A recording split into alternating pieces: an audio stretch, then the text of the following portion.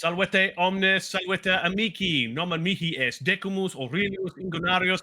Hello, good day, good evening, and welcome to the Roman Twitch channel on Twitch, brought to you by Nova Roma. I am Decimus Aurelius, and welcome to session 23 of the Republic of Rome board game broadcast.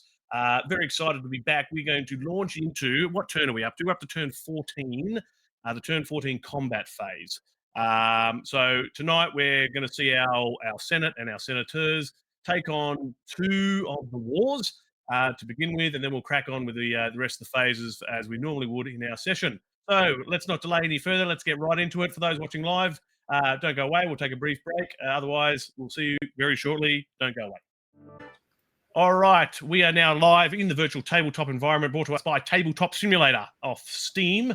And you can certainly get that yourself. And you can even get the base Roman Republic of Rome module here as downloadable content from the workshop, and certainly play this yourself. We have our senators on screen as well. If all of our senators want to give us a bit of a salvete. Salvete.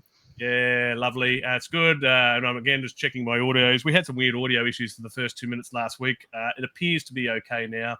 If you are watching live and for some reason you can't hear us, let us know. We can try and fix it up. Okay. Let me zoom in my screen because the viewers at home are watching that. But I'm actually going to take our view over to the active wars area, and we can see the two wars that our forces are going to take on tonight. So the Numantine and the Third Punic. Now, which war did we send away first? I think we sent the field consul away first. And who's the field consul right now? Tiberius Cornelius's leader. Scipio Africanus. Here we go. Yeah, Scipio Africanus. So that is the first war we're going to prosecute tonight in order of the way we sent them. So we'll do Third Punic, and then we'll go on to Numantine War from there. So I've got my little facilitate checklist here. So as we process the victories, and I'm going to say victories because that's what's going to happen, we'll then go through all the administration that we need to do after a victory and go from there. So before we launch into it, we've often seen some historical prayers from the Pontifex Maximus. Does the Pontifex Maximus want to say anything this evening, or does the commander want to say anything before we launch into the first combat? I'll hand over to the Pontifex. Oh, all right. Well, I guess I wish to say that Mars, we pray to you, as you have been very favourable to us over the course of Rome's history. In fact, I think one might say that you are the primary god of this Rome that we inhabit, as you have given us many swift victories over our enemies. And at the moment, there are hordes of unbelievers facing us down, multiple battlefronts to which we are going to show you our true virtue. And we wish that you show the same to us, and we beseech ye that you may protect us in the upcoming conflicts today. Thank you, Mars. Bene verba, yes. Optime. Anything from the commander before we launch into it? We've been here many times before. We know this enemy. We're trained for this enemy. We're ready for this battle. And with Mars' blessing, we shall have victory. Yes, we will. We will have victory. All right, I'm going to change my view now for the players at home across to the combat results table. There it is there. But first of all, let's bring up our combat calculator. And let's start punching in some details there, please, Commander, for our forces at being. In fact, I'll bring our view back so we can have a look and see what we're working with. So we can see the strength of the war is going to be essentially 14 due to Hannibal in there, adding 7 to that. And we've got 4 danger numbers, so disasters and standoffs. So 7 and 9 will be our disaster numbers, and 15 and 16 will be our standoffs.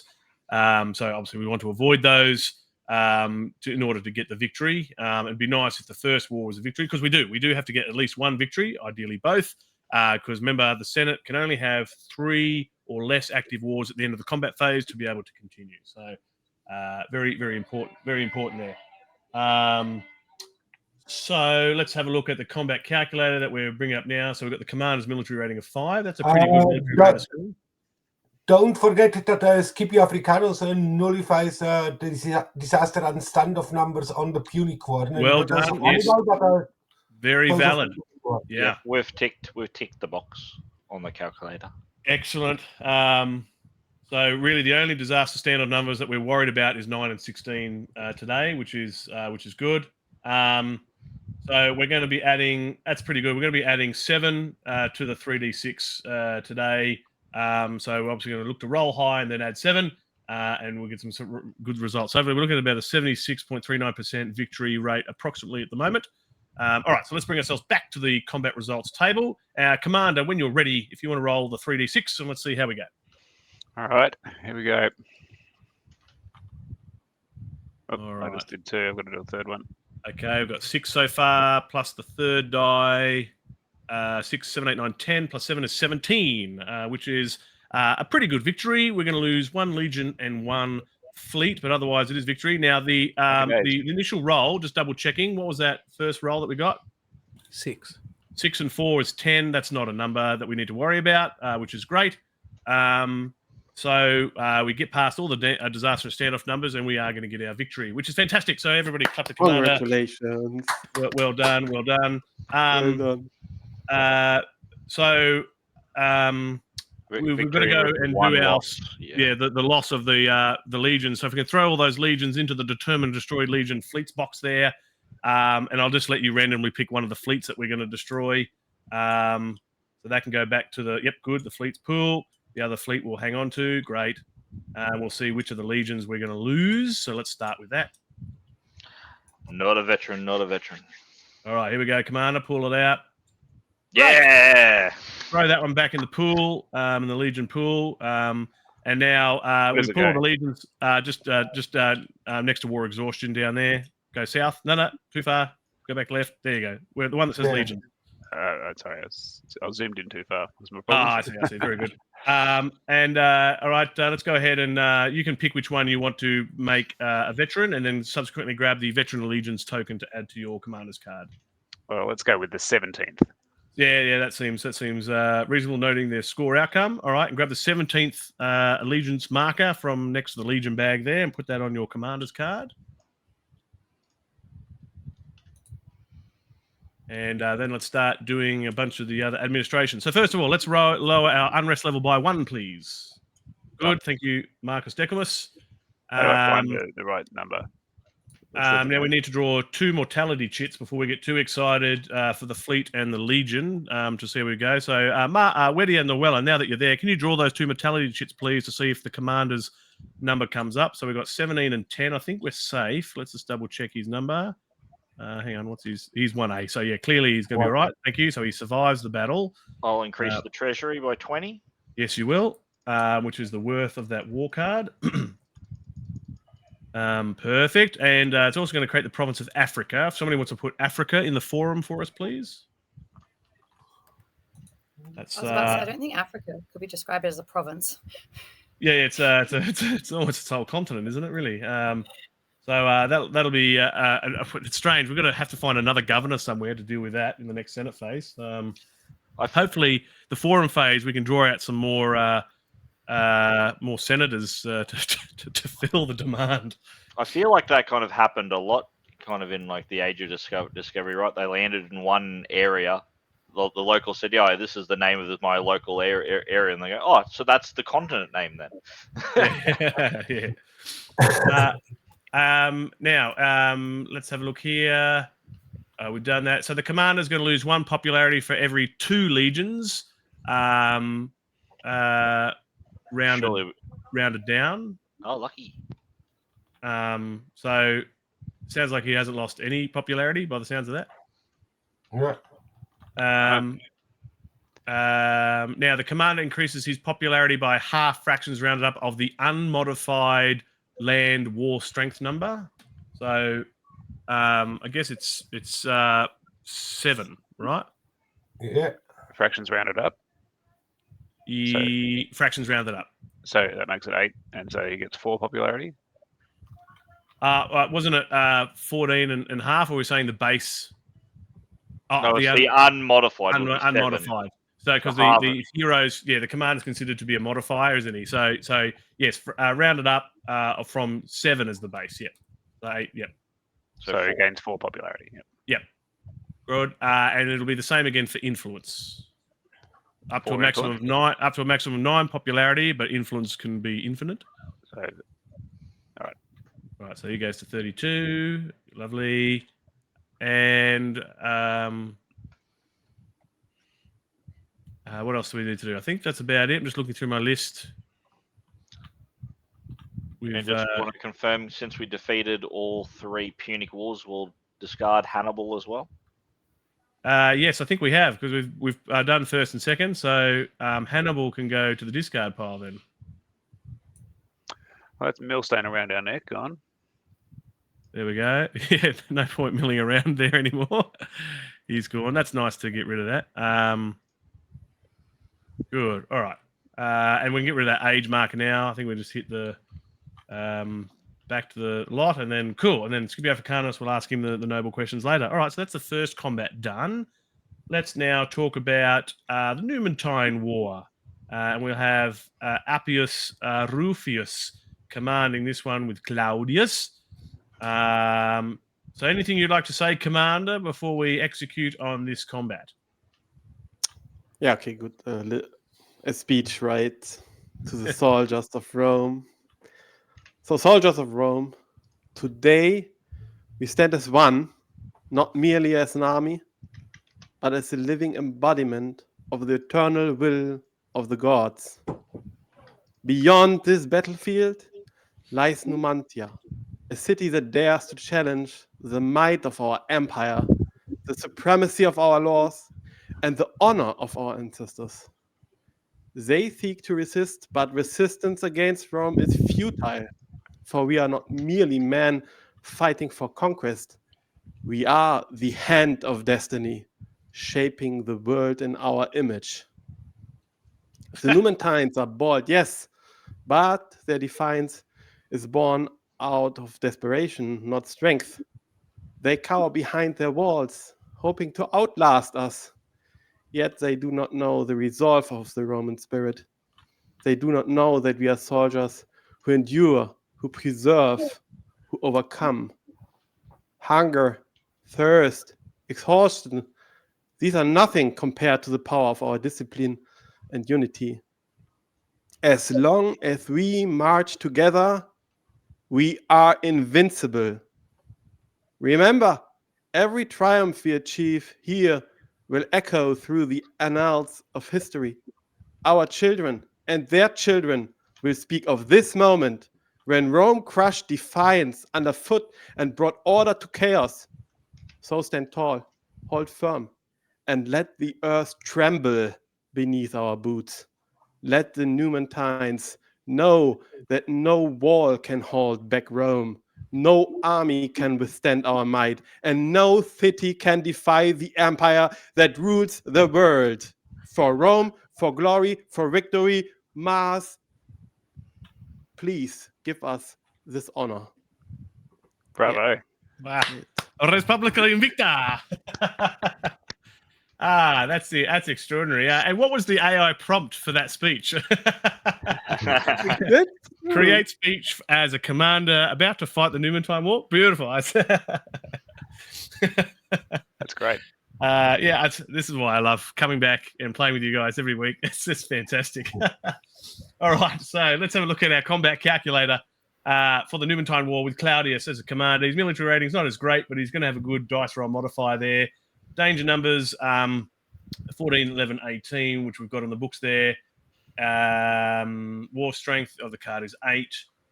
Legion strength, we're looking at 14, are we? 2, 4, 6, 8, 10, 12, 13, 14. Yeah, of course we do. And we've got the minimum fleet. Yep, great. All right, cool. So we've got everything we need. Let's go back up to our combat results table. 3d6, please, Commander, when you are ready. And let's see how we go to add 8 to that. Yeah.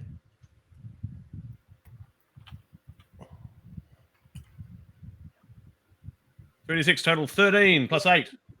Nice. Slaughtered. Yeah, well done. Good stuff. Slaughtered them after that speech. I'm not surprised. Yeah, they had nothing to compare to our might. Yeah, so that's really positive. There's going to be no losses there. So let's go through the motions again. First of all, let's reduce that unrest level to 0. We can get rid of the war exhaustion as well. Fantastic. This one didn't have any money, which is rather unfortunate. But otherwise, we can discard that. Now, Hispania Quiteria is already a province, isn't it? Yes. Yeah. It is. Yeah, it's already yeah, there. it is. Good. So we can rack that off. What's its strength? 8. So it's going to be 4. So it's going to be 4 influence and 4 popularity for Claudius, please. 4 influence and 4 popularity for Claudius. No losses, so no mortality chit draws. And there's I'll let you pick which veteran legion you want to veteranize, and then subsequently get the. Was there the plus token. influence or what was there? It's influence and popularity. Okay, but for popularity and how much influence was it? Same again. Oh. So it's same popularity, same Okay. influence. Yep. Which is pretty easy. Which is based on half of the Numentine war strength of 8. So that's 4 of each. And pick which one of those you want to become a veteran. The 5th then.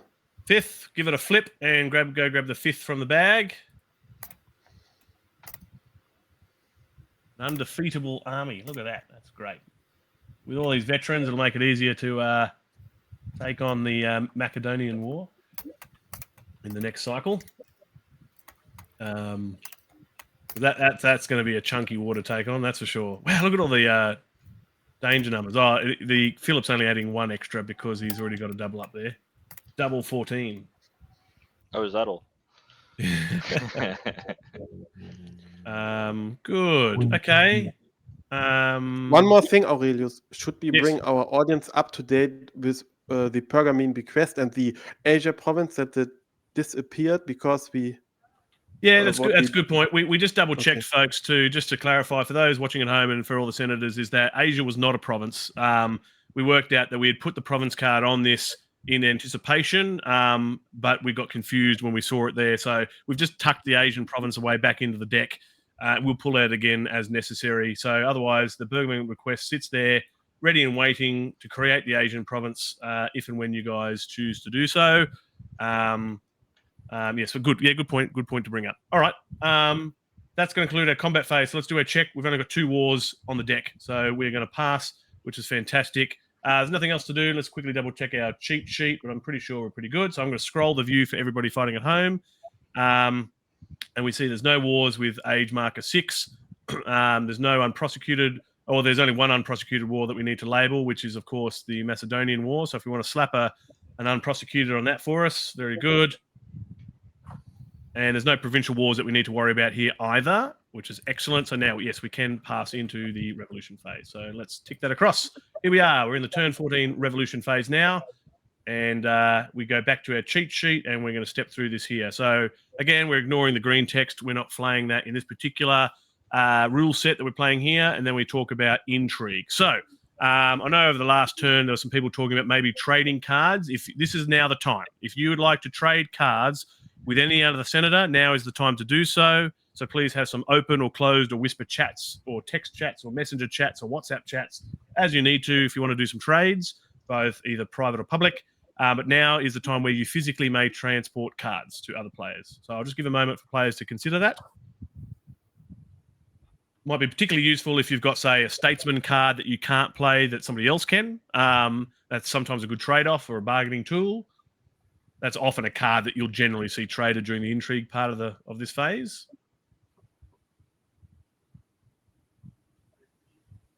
Okay. All right. Is anybody still contemplating a trade at this point? Negative. Negatives across the board. All right, so we can move on. Splendid. So we can see here, we're now going to do the other part of the intrigue phase, which we're going to start with the HRAO. And each player may play a statesman or a concession. And then when there's some commanders involved, we'll ask them about whether they want to disband any veteran legions, etc. From here. So who is our HRAO right now? Who's the consul? Rome consul? Yeah. Yeah, cool. So let's start with you, and you were a commander as well. So first of all, do you want to play any cards at this point in time? No, not at this point. And I guess we asked the question, and this is predicated on the fact that you would be returning allegiance to Rome. Did you want to disband any of your veteran legions? That you got the one there to consider for oratory and influence? I will not. I will disband this for oratory and influence. Yeah.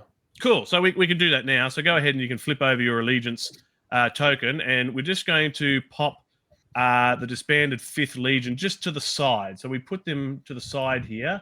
I'm just going to put it underneath the active forces area, just to show that if we're ever raising legions again, it'll be the last token that we take, because it can, under the rule set, we can raise that 5th Legion as a basic legion again, and that means that senator could will lose the ability to recall them in the future.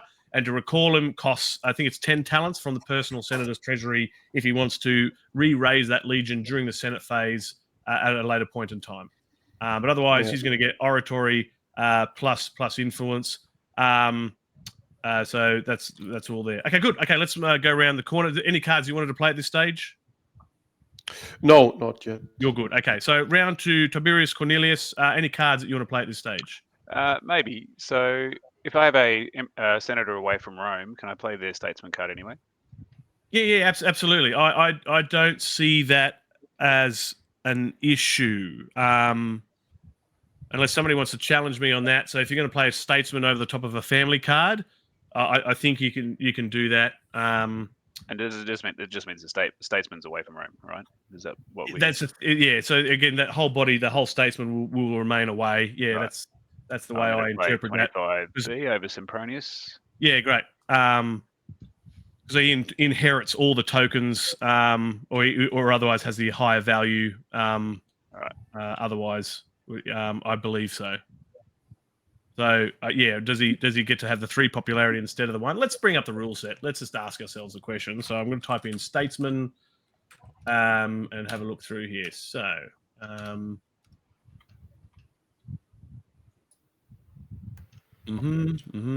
statesman card, death we know about. Playing the related statesman's card. Yep. Statesman senators. When a statesman enters play, if the player already controls the related family card, place the statesman on top of it. If the related family card is in the forum, move the family card to the player's faction and place the statesman on top of it. If the related family card is in the courier or deck, place the statesman by itself in the player's faction. When a statesman is already in play, yep, we know about that. When the statesman is placed on his family card, the statesman takes over any influence and popularity ratings on the family card that are greater than his own, and all its concessions, governorships, knights, and other tokens. Note the statesman's military, oratory, and loyalty ratings, which are less than those on the family card, remain equal to the statesman's printed rating. So it's good. So he gets to have his high popularity coming in. That's great. There's nothing here about being able to do it while he's away from Rome that I can see. So that seems legal by my books. So good card play. Any other cards you want to play at this stage? That's the only one. Thanks. Cool. And are you wanting to disband your legion? No. No, you're going to hang on to it. That's fair enough. Okay. Wedi and Noella, any cards that you want to play at this stage? No. You're happy. Across to Marcus Decimus, any cards that you want to play at this stage? Yes, I do. I've got a senator, and I don't believe there's a family card anywhere on play that I can see. Oh, yeah, that looks like a new name. I haven't seen... Nobody else has got 21 on the board. Let's do a quick check. I see a 22, but not a 21, which is looking pretty good so far. 25's 20. Yeah. That is a legal play. And there's no senators in the courier for him. So, yep, that's a legal play by you. That's really cool. Yeah, nice card to play. Any other concessions or something you want to play at this stage? No, my hand is empty. This is really good to see some more senators come on the board. That's good for governorships. Nemirius Aurelius, any cards you want to play at this stage? Yes, definitely. Oh, cool. What do you got? Oh, another one. I've had that for a while. I thought I had to have the other card before I play it. No, that's right. You can certainly legally play that. And I, again, haven't seen 27 on the board yet either. So another senator enters the fray. This is fantastic. Look at us getting some more senators. This is marvelous. So, yep, well done. Any other cards, concessions you want to play at this stage? No, you're good. And Titus or Tronius, any cards you want to play at this stage? No, I'm good. You're good. Okay. So we go back over to our cheat sheet over here. We've asked all the relevant questions. Now, no players have more than 5 cards in their hand at this stage. No, we're looking good. So now we're going to go through the Declaration of Rebellion step. We'll start off with it's in turn order and all of that it was played. So Tiberius Cornelius, are you returning your senators to Rome? Sorry, your legionaries to Rome? Returning them to Rome Yes. or declaring rebellion? Or declaring rebellion. Of course, you can always do the test of loyalty first before you make that choice. No, I'm going to declare rebellion. Cool. That's legit? That's what you're actually doing? That's what I'm doing. Yep. All right. Well, Scipio is. He's still outraged by being persecuted by the Senate. Okay, so as a returning hero. this is a little bit exciting and changes the game quite dramatically because we don't see this very often in our throughput. So what we're going to do is bring this up on our rule set and just talk that through, both for everybody playing, but also for those watching at home. So there's obviously going to be the test to see which of the legions are loyal and which of the ones he has to pay for to work out the final element there. So I'm just going to type in rebel statesmen's into my rulebook here. Okay, and we're going to bring this up. So let's bring this up. Stand by. Capture, proconsul, veterans. Okay, here we go. Revolution phase, declaration of civil war. So this is what we're doing now. So starting with the HRAO and proceeding clockwise. So really we should have actually started with the HRAO, but the HRAO had already given his clue that he was returning his forces to Rome. So let's just formalize that and let's do that in the proper order with Claudius because he's the HRAO. Noting he took the loyalty, disbanded his legion. That was an early indicator that he was going to return his forces. So again, I just asked the question directly, but that's what you're doing. Is that correct, Appius Rufus? I'm not so sure. Is it? Am I bound now or not? Well, that's the thing, because only returning commanders are allowed to disband a legion. So this is why it's funny in the order of the rule books that I've often brought up before, is that you do this disbandment of legion earlier in the revolution phase, but only returning commanders have the power to do this. So and that's why I said it's an early indicator that you're returning your forces by disbanding a legion. Yeah, okay. Yeah, because now I'm there's one other question I'm thinking about. It would be a point of order in this case. Yeah.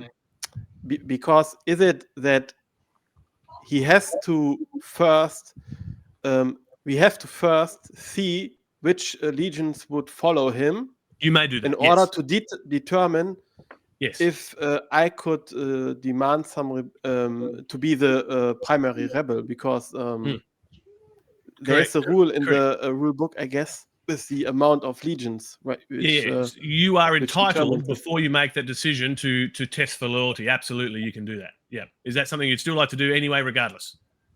Yeah, I would like to see. Sure. So I'll just read that for everybody's benefit. So it's Rule 111.31. So it's called rolling for legions. So before announcing their decision, a commander considering revolt may roll 1d6 for each legion in his current army, unless they are veteran and already owe allegiance to the commander, which he does have one, to determine if they will follow him. A result of greater than or equal to 5 is required for a legion to follow the commander during the early republic. The number is lowered to 4 in the middle republic and to 3 in the late republic. And we're in the late republic, aren't we now? So it's 3 or higher in the late republic for that legion to follow you. So you do that for all but one, because you've already got that loyal legion there. Before making the first, what's that? Sorry, you already disbanded that legion. Well, see, because only returning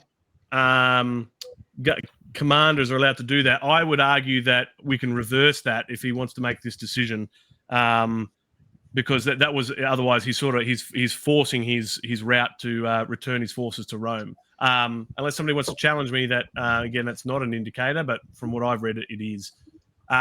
Just finishing off here, before making the first die roll, he may irrevocably spend money from his personal treasury or the personal treasury of his master of horse, but there isn't one here, to buy modifications to those die rolls before each roll. For each talent spent, the commander may add 1. Yep. Only 1 talent may be spent per legion. Veteran legions owing their allegiance to any other senator must still roll a die and do not automatically follow the commander. Legions that do not follow the commander return to the active forces box.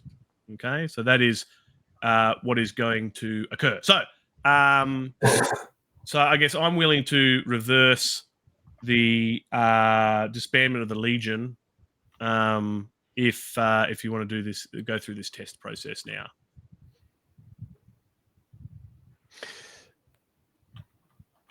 Yeah, I want to go through this test process. Cool. So let me just bring that Legion back up. You can undisband that Legion, and yeah, let's sort of put them in a bit of order here, and you can go through one at a time, and see what happens. So you obviously don't have to roll for the 5th, so we'll automatically can put the 5th to the side. Where's the 5th right now? With Claudius. Oh, the 5th is oh, sorry, yeah, the 5th is Claudius. Yeah, sorry. Thank you. I put it in the wrong spot, didn't I? Cool. So, sorry, down here with Claudius, that's who we're testing for. What happens to the fleets, by the way? Do they go back to... I didn't see anything about fleets. I think fleets go back to the Senate. I mean, they don't have any use for them, right? So... Yeah, correct, because they're marching on Rome. Fleets only come into play for rebelling governors. Provincial revolts. Yeah, provincial rebellion and stuff like that. Yeah, because they have no need for fleets, so the fleets will go back to Rome. All right, so let's start with the 8th Legion, for example, and step away through. So yes, all right, 1d6. Is there any money that you're going to be spending here at this point in time too? So so the 5th is loyal to me anyway, right? Correct. Okay, then so I have money on my senator. I can spend 6, right? So, yeah, so all but one of your legions will get a +1 to the die roll. Is essentially what's going to happen. Yeah. Okay. So, but I'm going to spend assuming money you spend on 6. Yeah. Yeah, on all the 6 legions, the veteran legions. Okay. On the veterans. Yeah, that makes sense. And I'm happy for you to do that. Okay. And you're looking for 3 or greater on each of your die rolls. So, yeah, you're going to start with the top row and work your way across. So, starting with the 8th Legion now, or what? Yeah, start with the 8th, I think, and let's go from there. So, remember getting a +1 to all your veterans on this die roll. So, here we go. So, we're looking for 3 or greater. Oh, okay. Unlucky. So, the 8th is going to go back to Rome.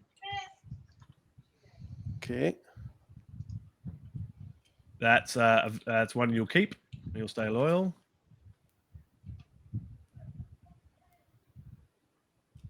That's another one that'll go back to Rome. Wow, that's another one that's going to go back to Rome. Yeah, I'm not going to revolt then. Anymore. You get to keep that one. That one's going back to Rome, and then the last legion there, which is raw number as you see it. Yeah, I will come back. What's the probability on that? Yeah. All right, so all those forces can now return to Rome. Yeah, that was trouble. So let's return your commander back to the pot over here, and your little marker can go back home. All right, so we're doing it in the correct order now, which is good. So Claudius is back in Rome. Rome has some forces, which is rather nice because if Tiberius continues with his measure, so let's go ask Chris again. What is it then? One more question, point of order. Yeah. Am I now able to disband it under your reading of the rules? Yeah, correct. So if you want to go ahead and disband your legion now, I will allow this. So yep, flip it back over. I have disbanded it then. Okay, so we put the 5th just to the side over here for the time being. Okay, cool. All right, Tiberius Cornelius, if you want to go through, you want to do your tests now. Is there any money that you want to spend to increase your odds here? Yeah, I've got 6. I'll spend it on the first 6 veterans that I roll up. You've got 6 coin. I can only see 5 on your card. You've got another coin. 5, is it? Sorry. Yeah, sorry, 5. So I've already got. Yeah, you've already got 1 veteran. So we'll put your veterans down the south here. That's good. And I guess we'll put these are the first 5 we'll test with your coin. The others we'll test in just a moment. The fleet will go back to Rome. Okay, let's start at the top of the 10th and let's see how you go. Plussing 1 for all of these ones here. 3 or up. Another 1. Unlucky, so the 10th will go back to Rome.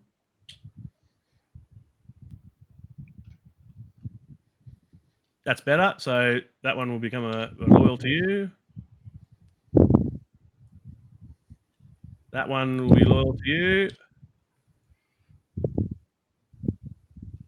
That one will definitely be loyal to you. They really like you. Last one with the bonus. That one's also going to be really loyal to you. All right, the last three here are without bonuses.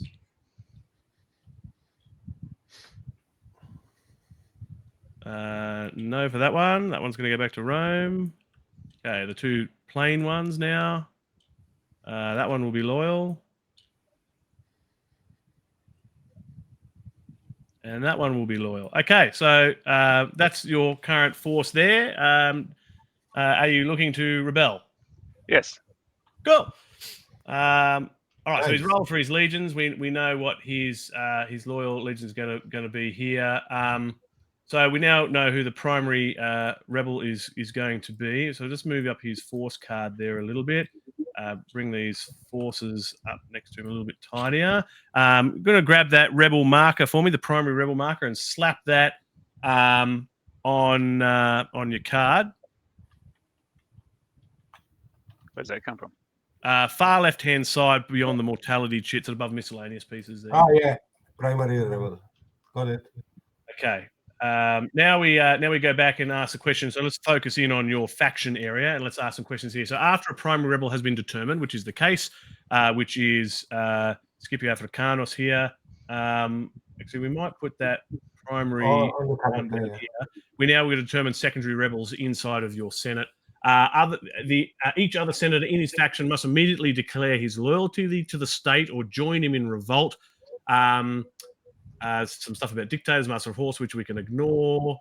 So senators who remain loyal to the state may continue to function and collect revenue normally. Those who join the revolt leave Rome and share their fate of the primary rebel. Should he be killed, the primary rebel can use any money in the secondary rebel's personal treasuries as if it were his own. Governors that join the revolt keep their provinces, but except for veteran legions owing allegiance to the senators. In the basic game, garrison of rebel governors are not available and do not require maintenance from the primary rebel or the Senate. Secondary rebels with independent commands may not contribute other forces to the primary rebel. Yep, that's fine. At the time, must return their non-garrison legions and fleets to Senate control to the active forces boxes if victorious. Cool. So, going What around happens to the faction treasury? What's that? Sorry. What happens to the faction treasury? Faction treasury. I think Can be used by the rebel, I think. let's double check because that'll come under maintenance. So let me read you a little bit about maintenance because obviously that will come into play as to whether how many of your senators will go with you. So Rule 111.35 for those reading along at home. It's called maintenance. So rebel legions and fleets will, when we get to the revenue phase, the rebel will have to pay his own way. Rebel legions and fleets cost 2 talents per turn to maintain and must be paid before the redistribution of wealth which occurs. The rebel senator can pay this from his personal or faction treasury or the personal treasuries of secondary rebels. That's really great. Some stuff about rebel governors, veteran legions owing allegiance to any rebel senator and all garrisons of rebel governors in the basic game require no maintenance, which while veteran legions owing no allegiance must be maintained normally. So you've got the one veteran legion there that is allied to you that you don't have to pay for. So that's 2 talents that you'll save each turn. If the rebel cannot pay the required maintenance during the revenue phase, he must release the legions and fleets he cannot afford. Any legions or fleets that are released in this manner immediately return to the Senate. If the HRA does not wish to pay the maintenance costs for these forces, or if the Senate cannot afford them, they are immediately eliminated. So it's talking about fleets there. So again, I beg the initial question is, in this initial rebel declaration, what happens to the fleets? Maybe should roll for allegiance on the one fleet that was left. Because it doesn't. Hang on. Perhaps they're talking about fleets. fleets. It says it right here. Since it is assumed that the commander has already returned to Italy with his army, which is the case here, fleets play no role in the civil war, and any fleets that started with the commander immediately return to the active forces box upon declaration. Good. We've answered that question. Fantastic. So now that you know what sort of maintenance you're going to have to pay on your forces when you get to that revenue step, that'll give you an idea. So Are any of your senators staying loyal to the state? Are some becoming rebels themselves? What's happening? Calpurnius and Flaccus will both remain loyal. Yep. And 3, Julius, Terentius, and Cracus will all rebel as well. All right. So Julius is rebelling too? Yep. And who was the third? Gracchus. Gracchus. Okay. So they're all considered to be away from Rome as well. So I'll just put one on Julius there. So they're away with the rebel. And you've got 2 loyal statesmen that will stay and continue to collect revenue, etc. Point of order. Yeah. Does this mean now, if I understand the rule book correctly, I would like to know your interpretation, that the 8th, the 2nd, and the 6th Legion will now follow immediately the primary rebel, correct? Yeah, I think so. So let's have a read. So if any rebel owes the allegiance of any active veteran legions, they desert to the primary rebel, regardless of where they are, except in the bank. So we've got 8th, 2nd, 6th. Where are they right now? They're on their way to Africa. We're on the way back to the rebel. All right, so the 8th, 2nd, and 6th. Yeah, and then the 24th deserts to Rome. Because is that what happens? To Fabius. Right. So because yes, a loyal senator may instruct his veteran legions to desert. Yes. Can he do this now, Fabius? Let's read that. So He can do it at any point, even right before the battle. I just read that up in the rules. Yeah, so if there are veteran legions of a loyal senator in a rebel army or a rebel garrison, the loyal senator may instruct his veteran legions to desert to a Senate army sent to fight the rebel army or to the active force box at any time after the primary rebel has been determined. So you could do it now, you could do it later. I leave it there and I leave him to pay the upkeep. So you're going to hold your decision for the time being? Yeah. Yep, sure. That's perfectly reasonable. Well, so that's quite nice. There's a few there that have marched over. Well done. What is with the legions from Machiavellia? What is her decision on this? Was it one of her? Is there some legion? I don't know. I'm not the sure. 19th and the 19th and the 22nd. Yes. Are they over here at the moment? Let me have a look. 19th. And where's the 22nd there? Or is it dead? And the 20th is from Marcus Decimus, like Aelius. It's loyal to Aelius. So I can see 2. Yeah, I think I'll do a similar thing. They're not a 19th? threat at the moment, so I'm happy to let someone else pay their upkeep rather than Rome for a turn. Oh, I see what you're doing. Oh, yeah. Right, so we could see maybe a few more legions desert just before battle. Okay, so Weddy and Noella, so you're going to hold your decision as well, are you? Yes, I'm good. All right. Okay, so we're going to make the rebel pay for them and then make them desert. That's cool. All right, let me read this next little bit here. So it says markers and income. Once the primary and all secondary rebels are determined, each senator in revolt returns his concessions to the forum. So let's start by doing that. So Tax Farmer 3 will go back to the forum. That's the only concession in play, really, isn't it, that we need to worry about? The Tax Farmer 3 is going to go back to the forum. Lose all of your knights and officers except governorships. So you get rid of your knights tokens on all your rebels. Any purple markers are going to go back to the state here. Good. Can we also get votes updated just to make sure everything's accurate? Let's update votes while we're at it. So rebels are going to forfeit all future personal revenue. So point of order again, sorry. Then it is your understanding that elder statesmen, there is this possibility that they can go into the field with a primary rebel, even though they are elder statesmen, right? That's your understanding then. Yeah, I mean, because they're not the ones fighting the battle; they're just contributing any aligned forces or revenue. So, okay, makes sense. Yeah, let's consider them the tribuni accompanying the commander, but yeah, they're not fighting. Benefactors. Yes. Now let's read that element about governorships, because there's a couple of governorships that are probably going to be involved here. So let's just quickly read on those elements there.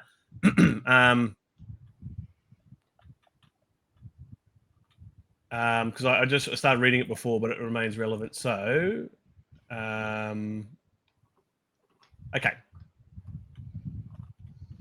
Governors that join the revolt keep their provinces, but except for veteran legions owing allegiance to senators, in the basic game, garrisons of rebel governors are not available to and do not require maintenance from the primary rebel or the Senate, but we're not doing the basic game. We're doing the expanded rules. So they can keep their provinces for the minute. So that means the state is not going to benefit from provincial income or whatever. Secondary rebels with independent commands may not contribute other forces to the primary rebel at this time and must return their non-garrison legions of fleets to Senate council. So is there any garrisons out in the field? I don't think there is there? I don't think there's any garrisons. No. It's just provincial. There is in Hispania Citerior a garrison, the 12th Legion, right? So that one, that garrison has to come back the way I read that. Secondary rebels with independent commands. But is Sempronius, is he part of the rebellion? No. Yes. Yes. He's part of the rebellion. Yeah. What happens with the 12th Legion now? So it's going to go back to the active forces pool, I think. Let me just reread that again. Okay. So because it's secondary rebels with independent commands may not contribute other forces to the primary rebel at this time and must return their non-garrison legions and fleets to Senate control, but that's not provincial garrisons.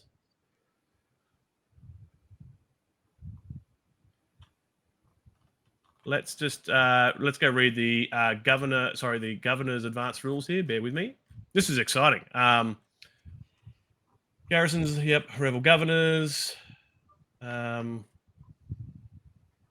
Secondary rebels. Governors belonging to the same faction as the primary rebel may go into revolt, bringing their provincial forces, garrison legions, and province with them. Additional non-governor senators belonging to the rebels faction may also join the revolt in support of the primary rebel. So that garrison is going to go back.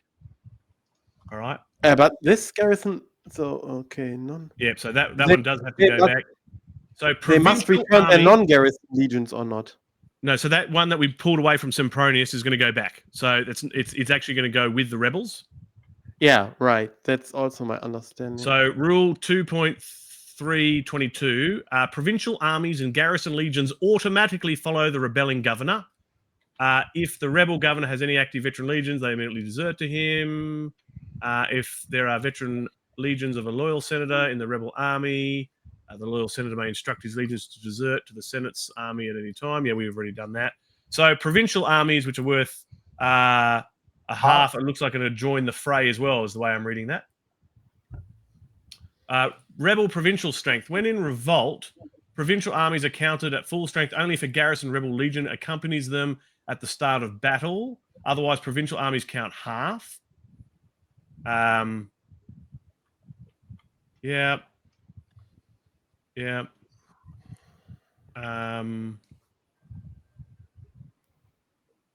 So, rebel provincial maintenance. Yes, a rebel must pay 2 talents per provincial army or fleet, or legion fleet, and for each point of strength in the province's printed base province strength for maintenance. He may pay using talents from his personal treasury, his faction treasury, or the personal treasuries of other rebel senators. There's certainly a lot to this, isn't there? Right. So how many governors are out there? So I'm just having a look around the field. So we've got a governor province strength of 1 under Terentius, no provincial forces. Then we've got Sempronius with a province strength of 1. What happened to that garrison legion? Have we just added that to the rebels' forces? Have we? Is that what's happened? Hello? So what's the question again? Sorry, that garrison legion that was on Sempronius, did we just add that to the primary rebels function? Yeah, the 12th. It is the 12th legion here. Yeah, and good, perfect. Just checking. That's fine. And is there a third governor that I haven't thought about? No. Was this the? Where's There was 2 that were away from Rome at the start. where's Julius right now? Julius was in Rome. He wasn't a governor, so he's just joined the rebellion. Oh, okay. Sorry, I confused myself with the away from Rome, Marcus. Yeah, okay. So he's just flat out. Okay, cool. So really, the only other force being aided by the governorships is the garrison, and I guess there's now the provinces aren't. Again, the question I'm asking: the provinces don't add their strength to the force. Is that correct? But they have to pay maintenance on it. I guess the idea is you get income from the province still, though. So that's the balance. Potentially. I know they've got to pay for the strength of the province. A rebel must pay 2 talents per provincial army fleet or legion fleet. So in this case, Sempronius will have to pay for the garrison legion. Well, the rebel group has to. And for each point of strength in the province's printed base province strength for maintenance. So it's only an additional 2 there. So let's see. Somebody has Jortanos again with a tier 1 subscribe, gratias, come through again in a trying time here as we have a rebel who's declared here, and we're just working out the administration now. So it's all very fascinating. And maybe this is a silly question. Say that the rebel isn't marching on Rome. I believe they don't have to straight away. The rebel has to. Okay. They do. Yep, they do march on Rome straight away. So in the next combat phase, there will be a civil war battle. I mean, the Senate can fight the Macedonian War as well if they want, but I don't think they will be able to in this turn because they really want to squash the civil war. Because if they don't defeat the civil war, if they choose not to fight it, they lose. So, and the winner will be Scipio Africanus and Tiberius Cornelius. So, it is a must happening battle that occurs in this next combat phase. Have you checked 1.11.32? Because I would argue that the 1 legion stays in Hispania. Because it says governors that join the revolt keep their provinces, but except for veteran legions owing agents to senators in the basic game, garrisons of rebel governors are not available and do not require maintenance from the primary governor. Yep. Yeah, cool. So that garrison, all right, you've just brought up a really great point there. So that garrison stays in Hispania. Here is I actually did a video on this, and it's just prompted me on what occurs here. So let's say that Tiberius Cornelius loses the first, or gets a stalemate or something in the first battle. So let's say he gets a stalemate in the first battle against the Senate. What he can then do is request additional forces from the provincial governors that have rebelled. So that would mean he would get that 12th Legion garrison, which we need to put back on Sempronius now. So he get an additional 3 forces on a subsequent turn if he is still there in Rome in the next level of rounds in the combat phase. So you are 100% right. So there are 1, 2, 3 additional forces available for reinforcements, and it's called reinforcements that he can tap into if he gets a stalemate or a disaster or something that's not a victory for the rebel in that next upcoming combat phase. So yes, that's a great point, and that's just answered all of that question. All right. But does this also mean then, in your understanding, that even if we crush the primary rebel, the secondary rebel in Hispania Citerior with his garrison army and then full strength auxiliaries is not being defeated even if we defeated the primary? It's a good question to ask. In the base game, the secondary rebels would automatically die along with him. But because they're governors away from Rome, they may become provincial conflicts that need to be dealt with. And they're not a direct threat to Rome, so they can be dealt with in slow time. And particularly because they're not particularly strong, and or they might. I mean, look, the faction back in Rome is going to continue to feed them money through the faction treasury, but they might run out of money eventually as a potential. So let's ask that question when we get there. But that is a good point. Is what will happen to the rebel governors? Okay, yeah, good. But yeah, great question. But we've got enough to move forwards here, I think. and finish off this phase at least. So yeah, it's all going to come to a head in the next combat phase, which will be a civil war conflict. Wow, how exciting! This is really exciting. Really great twist there. So thank you to Tiberius Cornelius. Well, is it a thank you? I don't know. Well, as a facilitator, it's very exciting, but perhaps for the other senators, it may not be. So he's keeping things fresh. So let's go back to finishing off the revolution phase now. There's no other returning governors to talk about. Declaration of Rebellion, we've worked at that. We've done all that, and we're checking other victory conditions, which there are none at this stage. Cool. So after all that, let's bring ourselves into the mortality phase and pray that the rebel doesn't die and put an early end to this. That would be boring. That would be really boring. But the question is, can he even die? He's not an elder statesman. He would become an elder statesman, right? He just become an elder. But for all intents and purposes, he would continue on to be an active rebel. I don't think we would prohibit him from fighting because he's elder. Yeah. I think, but he cannot die anyway. Yeah. So. Yeah, that's right. So let's go ahead and draw 2 mortality chits. Let's have Titus or Thronius, if you want to draw the 2 mortality chits, please. Let's see, 26 and none. So who's Senator 26? Do we have one even?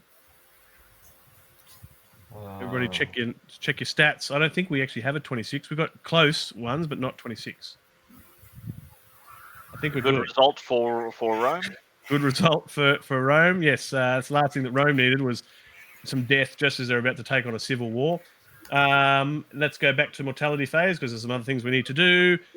War exhaustion. Let's increase the war exhaustion by 1, please. So we're not going to worry about the civil war because that must be actioned now. So that doesn't need 1. Let's go age 4 for the Macedonian. Great.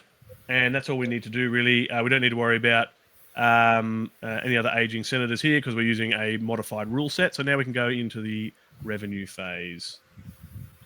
All right. So we're going to bring up our revenue phase here. So people can go ahead and start plugging away. So obviously, Tiberius Cornelius, things are a little bit different from you. You've obviously only got 2 senators now who don't have provinces. So you can just ignore all of that. So yours is going to be really simple and quick. So you're going to be finished quite quickly, I think. You've got your 3 concessions still that you'll still receive money for. And then, of course, remember, if you're looking to funnel money into your rebellion cause, then, of course, you would do that through your provincial hang on, at the land bill. Yeah, you'll add that through your faction treasury, and then you'll be able to do some stuff later, right? So it's a bit of a stepped approach. So we're working on you to sort of maintain your funds there accordingly, but we'll let everybody else go through and update the stats. Good. Somebody's working on the state box for me as well, which is good.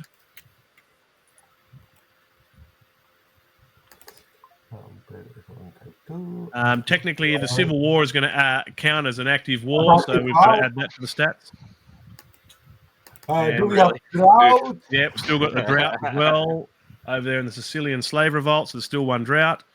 No evil omens, which is good. Again, if you've got governorships, think about whether it's already improved or not, whether you're taking spoils or not. Pick the box accordingly. So let's have a look around. Let's start vetting it. So Marca Weddy is going to make sure she adds her Egyptian grain. Although that is, you could double that if you wanted, if with the drought effect there. Just don't forget that special rule if that's something you decide to do. How do I do that? So, because there's a drought in effect, you can actually take double your Egyptian grain. So you can actually get 10, but you've got to take -2 popularity because of the drought.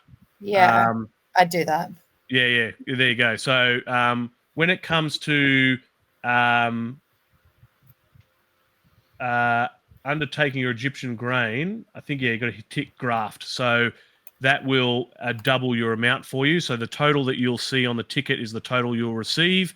And, of course, you redistribute as normally. And noting that you are taking the graft, you might as well minus your 2 popularity now from him. And, that's probably quite worth it. Because that's quite a good chunk of money, isn't it? 10 talents. Yeah. What other concessions do we have on the board? Provinces 2. Sicilia. Yeah, don't forget your provinces. Yeah, you got Sicilia, and you got Hispania. Creta et Silius over there on the far right too. Novella, and yes, Gallia Narbonensis. So you've got a few you need to tick off there. 1, 2, 3, 4 governorships at least. I should see 4 red squares under provinces. Yeah. Yep. Sicilia. And they're all undeveloped so far, aren't they? Except for one. So make sure you hit improved on Hispania Ulteria. Hispania Ulteria is improved. Okay, there we go. And make sure you tick improved. Yep, good. I'm ready. No, wrong one. Now, Sicilia, that improved check is that she's improving the province, or that it's showing that it's already improved. Oh, okay. Yeah, because you automatically roll regardless each turn to see if your province improves. It's just that if you take spoils, it reduces the ability or the probability of getting the improvement. Great.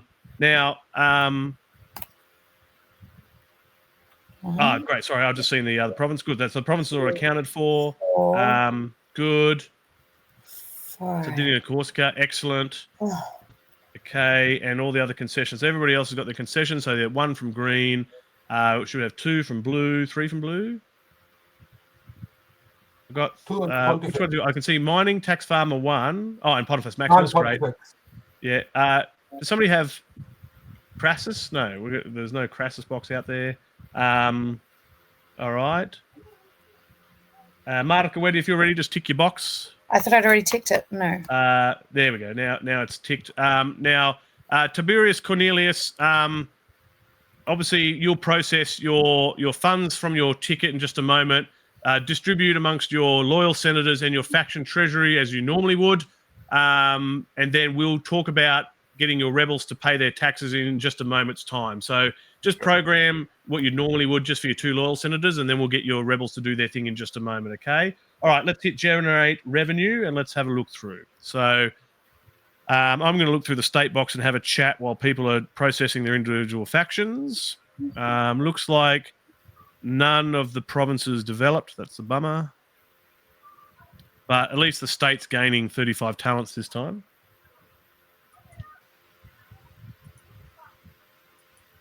Okay. Yep. Make sure you read through your tickets correctly. Reading through everybody else's.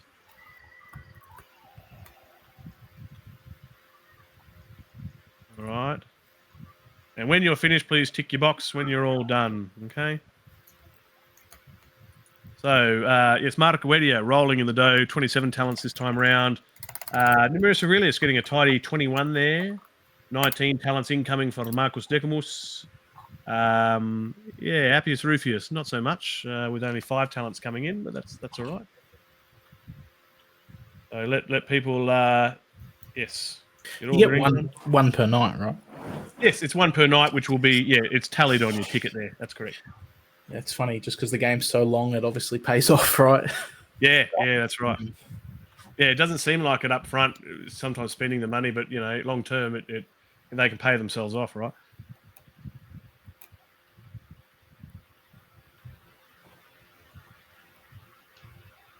All right, so we're just going to wait on Marcus Decimus. Would you like to do the state updates for us? Can you add 35 to the state treasury for us?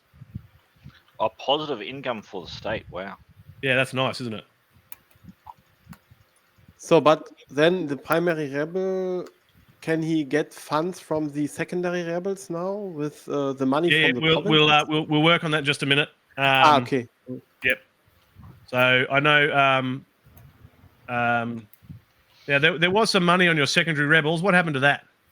I reallocated it. To where? To mainly the faction treasury. So you can't do that yet. No, you can. It doesn't matter, does it? No. So no, you're right. That's fine because your faction treasury can pay for rebel stuff. So yeah, that is acceptable. Okay, I guess we're finished then. Good. All right. So let's go back over to the revenue cheat sheet here. Oh, sorry. Let's just do the governor stuff and update term dials. So can I have all the governors update their term dials, please? Looks like we're going to have a couple return to Rome, maybe. Obviously, the rebels don't need to. You can actually get rid of your term markers if you like. They can go back to 0 or something, or return to the bag because rebels don't accrue governorships. Don't care about if you're hitting 3, your governor's going to return to Rome. I can see at least 2 that are going to return to Rome. So Me. Mark Aurelius, Papirius is going to return to Rome, and so is Plautius. So drop your. I can help you out if you like. If I'll take those provinces and put them back in the forum. Plautius is here. Reallocation. That can go back home there too. Plautius. And you can remove your away from Rome markers for Papirius and Plautius.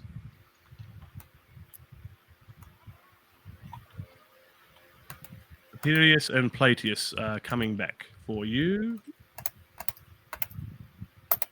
Oh, they're coming back. Okay, cool. Huh. All right. The provincial forces will stay just on the map for the moment, but we otherwise know that they're associated. Now, has everybody have you updated your term dials for your other ones? So Flaminius needs to advance by 1. So does Valerius. He needs to update his too. So if you want to update those. The return governor's marker? Good point. Have you got one returning too, do you? Yep, there you go. Yes, please put returned. If you took, well, it doesn't matter. You've got to take one anyway, regardless of whether you took spoils or not. So, Valerius in place. So I'll take Valerius was the other returning one, wasn't he? So I'll get rid of his away from Rome marker. Put one on him. And was Plautius the other one? Yep. Yep. All right. So I've just put the return to governor markers on there. So it means you can't be sent away without your consent again. Oh, no, wrong one, wasn't it? This one down here, Papirius. Oh, I thought it was Valerius. See, it's the top 2 cards over here. It's Plautius and Papirius. You are correct. Should I put Valerius as still being away? Yeah, sorry. Yes, please do. Okay, cool. Great. I'm glad you're paying attention. I'm just testing you out. Well done. Good. So I can get rid of these. All right. So we had 3 governors return. Is that correct? Yeah. Yes. So Marcus Decimus's governor returned. I'll move his guy back over here. Splendid. And he's got his return governor marker. That's excellent.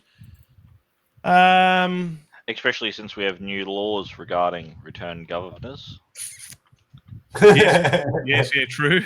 Very true. All right, let's go over back to the governorships now. So Wedia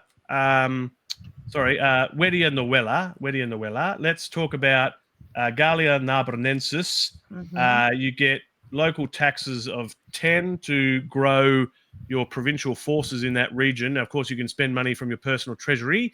Would you like to create some forces? So you can't create fleets, but you can create provincial armies. Would you like to do so? How much did I get already? 10. So you can get one provincial army for free. Yes, let's do that. All right. Unless you want to spend more from personal treasury, but otherwise you can grab one from the bag. The red bag down the bottom, and up in southern France is where you're going to be popping him. The return governors got to spend the local taxes too? So I think they do before they go, right? So we'll come to that in just a moment. Let's do the ones that are still out there. Let's go over to Caecilia et Cyprus or Cuprus. That is 10 again. Either you can't have any armies, but you can have fleets. So you might as well get a free fleet over on the far right. Over in southern Turkey. My God. I'm seeing you take the whole bag. There you go. Yep. All right, so there's a fleet over there. And let's go back. Let's do Corsica et Sardinia. So Marcus Decimus. Already done. Maxed out the fleets. Let's do Gallia Cisalpina. Gallia Cisalpina gets 15. Did you want to supplement that at all with an additional 5 talents from personal treasury? Otherwise, you can put 1 provincial army down for free. Northern Italy. That's for you there, Wedia Novella. Oh, good. Wow. So provincial army, I assume? Yep. Yes, provincial army, good. And then the final one is Hispania Ulterior. That is a developed one. It has 20. So you can have a 2. I think you're maxed out there, actually. You had 10, and I think it's already maxed out. 2, 4, 6, 8, 10. Yep. So you can't do anything there. Okay. We haven't talked about Sicilia yet. Sicilia still needs to be thought of. 30 local taxes here. Do you want to distribute between fleets and provincial armies? Yep. It's up to you. Yep. You've got three units to acquire. Okay. Down here. Jor Tanos has said in the chat that rebels are terrible tacticians. Ah, Well, that remains to be seen. Mm-hmm. thank you. All right. 1, 2, One it's going more. to be three Yep. provincial armies. Lovely, lovely, lovely, lovely. Okay, so I'm going to put them in marching order if that's all right. I love orderly soldiers. There we go. If I highlight those and go, look at that, tidy. That makes me happy. Okay, I think so. That's everybody loyal that needs to be done now. Affirmative. I think so. Actually, noting that we get an enable supply of rebel tokens, I'm going to pop that out on our primary rebel just for our sake as well. Okay, so let's go back to the revenue box here because now we're going to start talking about rebels. Everybody's redistributed. We've done province development. Rebels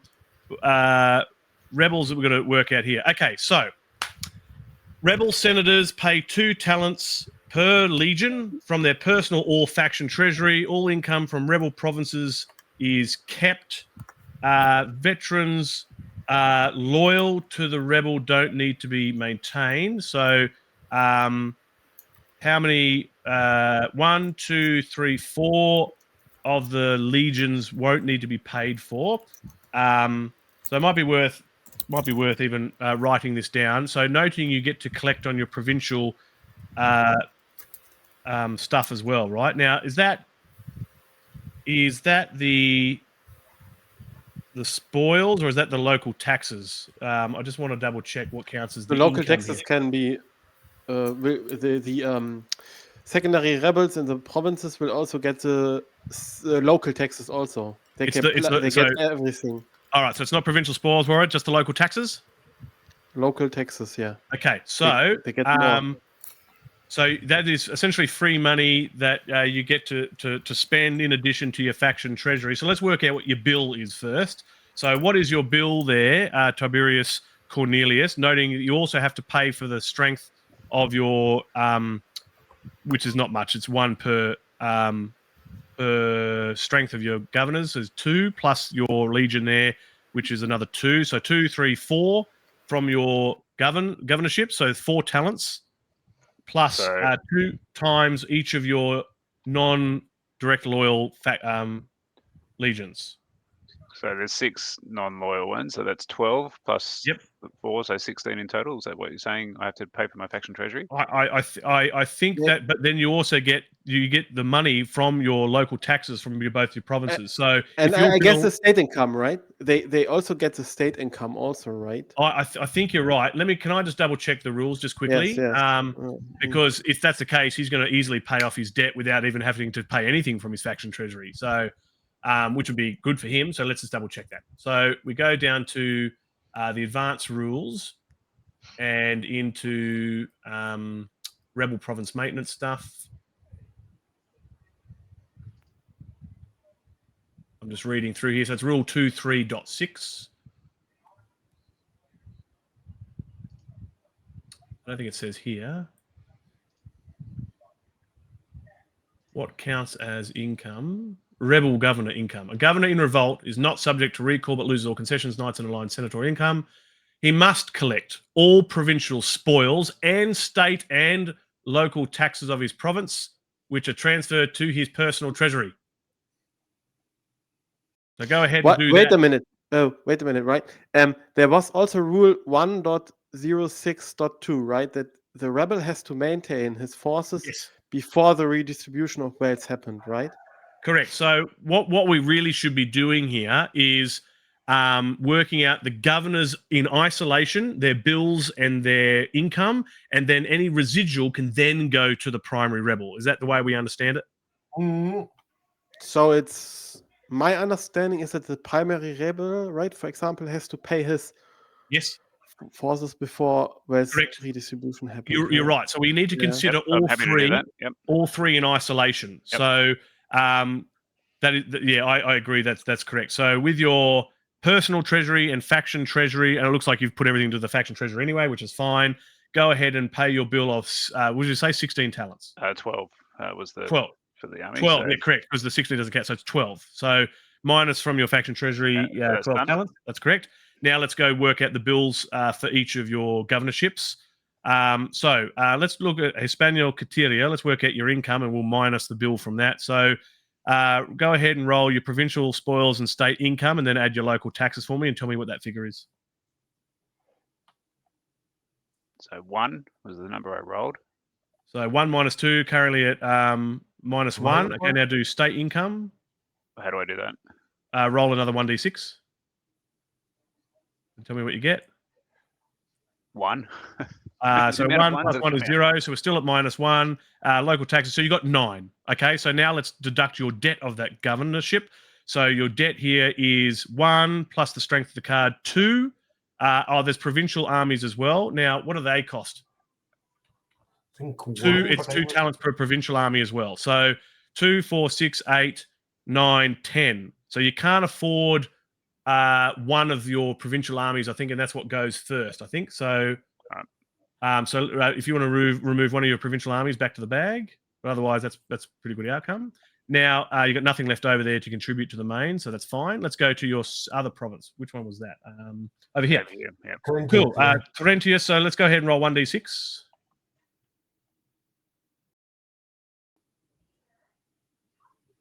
Five. 5 minus 1 is 4, so that's our current running total. Roll the 1d6 again for me. So we're currently sitting at 4. 6. 6, 5, 4. So we're now sitting at 8 total right now, plus 15. 15, 16, 17, 18, 19, 20, 21, 22, 23. Okay, so all you've got to pay for here is the strength of the card, which is 1. Does he have to pay for the fleet strength? Yes, 2 talents per provincial army fleet, legion or fleet. But hang on, we're talking about base cards here. Let's just read this correctly. Give me a moment.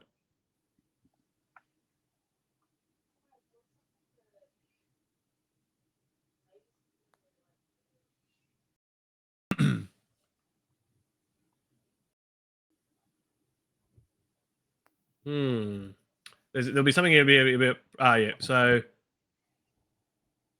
something about the base card strength, which I don't know which includes the fleet. Each point of strength in the provincial's prevented base province strength. So strength is just the land combat. Is that what it's referring to here? So if we look at rule 2.03.6. I just want to get this interpretation correct, because there was only the one on Hispania Caterior. Is he forced to pay? And because we're using governorship rules, the fleet comes in relevant here. Is that correct? So I think he needs to pay 6 strength points. Yeah, I think he's got to pay 6. So what did you get? 23. 23 minus 1 minus 6. Is that right? No, minus 1, minus 6 total. It's Minus 6 total. Yeah. So 23 minus 6 So is 17. 17. 17. So you've got an additional 17 talents, from as far as I'm concerned. Where does that go? Into the faction treasury or against the? It goes to the primary rebel. To recruit local troops, right? Or not? To the primary rebel? I think so. Let me just have a look.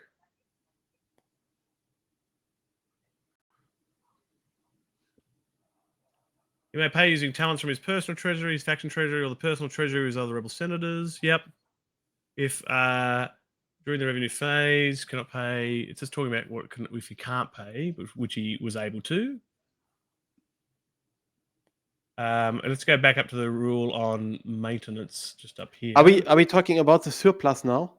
Yeah, we are.